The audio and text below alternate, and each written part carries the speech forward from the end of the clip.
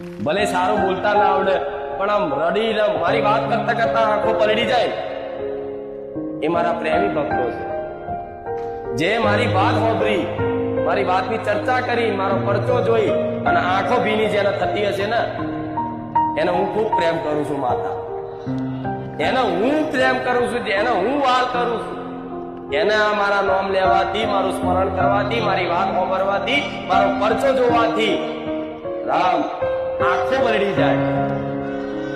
અને આ આંખો પલળવી એ સાચી ભક્તિનું એક પ્રતીક છે કે તમારી અંદર મારા પ્રત્યેની પ્રીત જાગી, ભક્તિ જાગી, એનું એક જ પ્રમાણ તમારી આંખો પલળી જવી જોઈએ.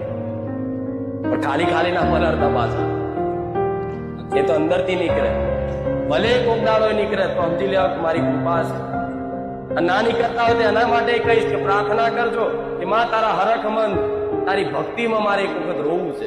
દુઃખમાં નહીં હો, દુઃખવાળા તો માથા ના પસારતા, દુઃખવાળા તો રડતા જોઉં ને એટલે જા રડી નાય, હરખ ના આંસુ. આમ મંદિરમાં જાઓ એટલે રૂવાટી ઉભી થઈ જાય ને રૂવાટા ઉભા. આમ ભજન વાગે, ડાકનું વાગે, માતાનું કે આરતી વાગે તો આમ વાઇબ્રેશન થાય, આમ વાળ ઊંચા થઈ જાય, થાય ને એવું.